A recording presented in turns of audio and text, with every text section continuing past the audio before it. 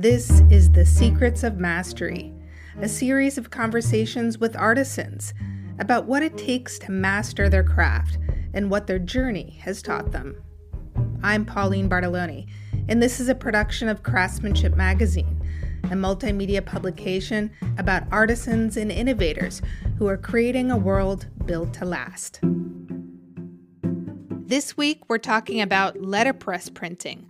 For centuries, newspaper and book publishers used this analog method of printing involving heavy machinery, ink, paper, and thousands of tiny metal typecasts to reproduce their words for the masses.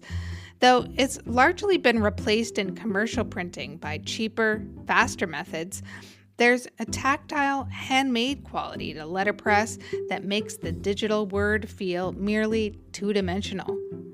I visited San Francisco's iconic Arion Press, one of the last fully integrated letterpress printing shops that casts, types, and binds its own limited edition books. There I sat down with creative director and lead printer Blake Riley, who surprised me with details about the craft's history and recent revival, though he was skeptical about applying the term master artisan. Here's an excerpt of our conversation. Thanks for talking with us today. It's a pleasure to be here. So you yourself have been working here for over 20 years. I just wanted to ask you personally, what makes you passionate about this work? What got you into this craft?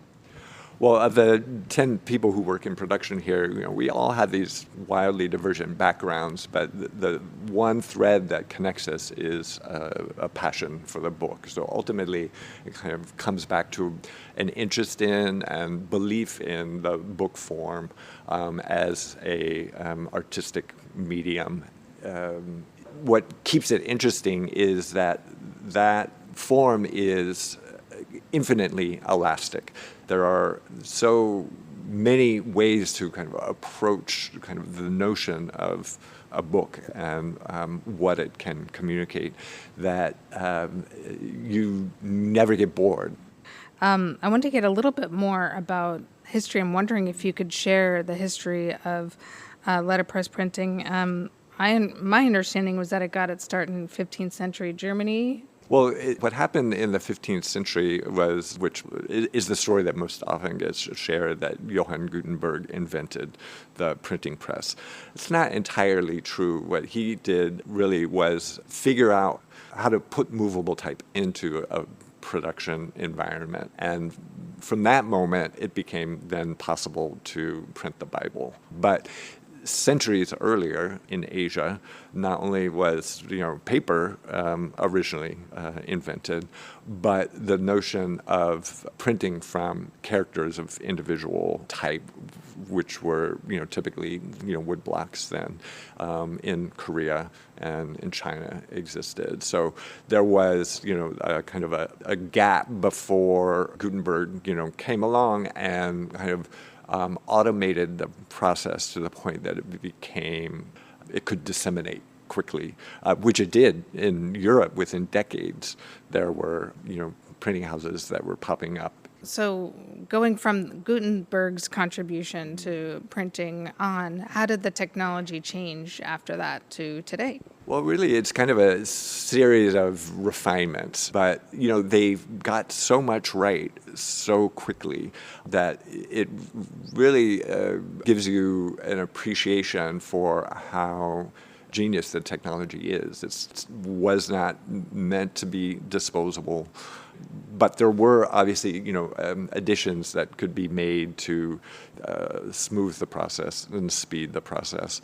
So after, the invention of the hand press and movable type, hundreds of years go by, really, before you could say the next most important intervention would be the introduction of the motorized presses, which then obviously fueled a global industry. I also understand that starting in the 1960s was when letterpress printing started to become somewhat obsolete. Is that how you understand it, and why did that happen? Well, in the 60s, you see the rise of photocomposition type. It was suddenly possible to use a photographic process where you were converting letter forms onto a film and then exposing that film to a plate. And that began a very kind of rapid shift in how the technology was deployed and how books were made. The photocomposition era was fairly short-lived, but it was significant because it's ultimately what led to the desktop publishing, revolution in the 80s, all of which began to shift the book production and the print industry kind of more widely and close some doors but open others. So. This seems like an obvious question, but why isn't there more letterpress printing? Is it merely economics? Is it the cost of labor, loss of materials to do so? Well, there's more of it than it might meet the eye. We found in the last decade kind of an uptick in the orders for type from the Foundry. A lot of that has to do with the resurgence of the book arts programs in colleges and book arts centers that have spread across the country. But it is a very slow process.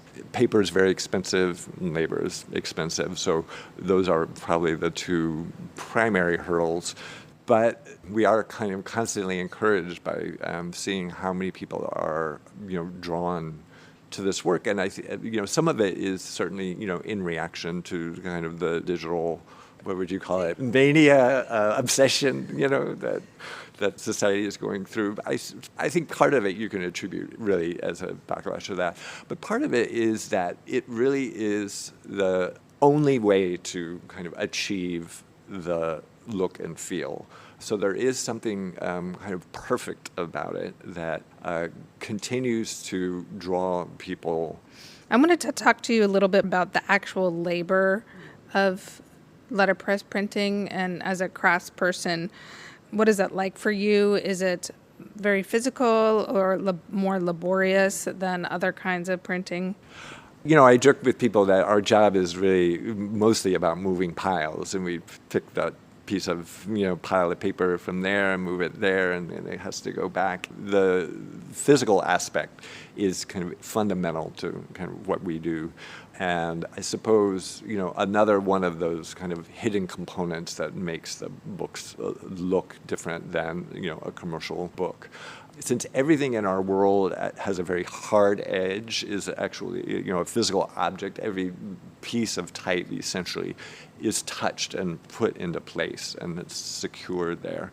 All of the effort that is required in making that happen has to add up to something, and it has to be sustainable, or else you just go out of business. So there's this kind of a constant interest in doing things in the smartest possible way, as a way to kind of keep that physical labor in check. This is kind of a big question, but you've been doing this for over 20 years. What does it take to be a master letterpress printer? Well, I don't know. That's a term that I don't quite understand. I feel like that's, has to be saved for Japanese paper makers in their 90s or something, cultural treasures. Master printer is, you could look at the Gutenberg Bible, for example, which was, by today's standards, printed with its obvious 15th century technology and perhaps with kind of rudimentary techniques. And, you could argue that was made by a master printer or not.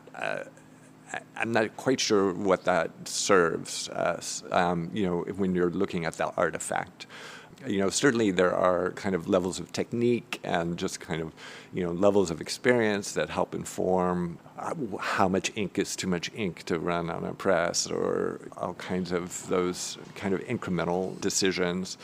I guess I would consider any master printer or any printer a master who continues to work in the trade, who just, is dedicated and committed to finding ways to continue to print.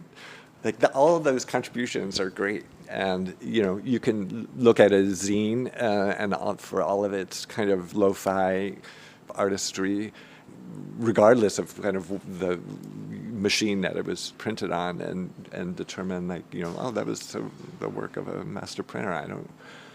I hate to make the world seem too exclusive in that way.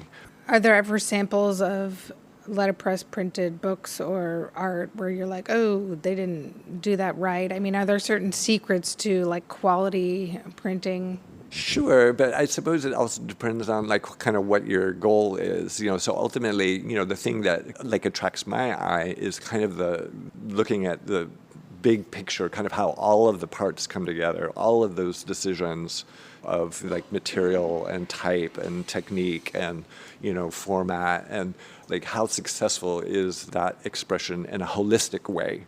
And there was that time where fine printers would always send their books out to be bound, and so if you go to an antiquarian book fair, you'll find books that have superior print quality and then a dubious binding, or it might be vice versa. And a lot of that's not intentional. A lot of that is just kind of happened in the evolution of the market. But what is especially interesting is when all of those choices are intentional. Maybe it's you don't have fancy equipment and you're just doing spoon prints. There's no reason that book is any less well conceived than a book by someone who's been at it for 40, 50 years. That's it for this edition of The Secrets of Mastery. Music in this series is from Blue Dot Sessions. For more Secrets of Mastery episodes or more stories about craft, check out craftsmanship.net. That's craftsmanship.net. You can find us on Substack, too. Thanks for listening.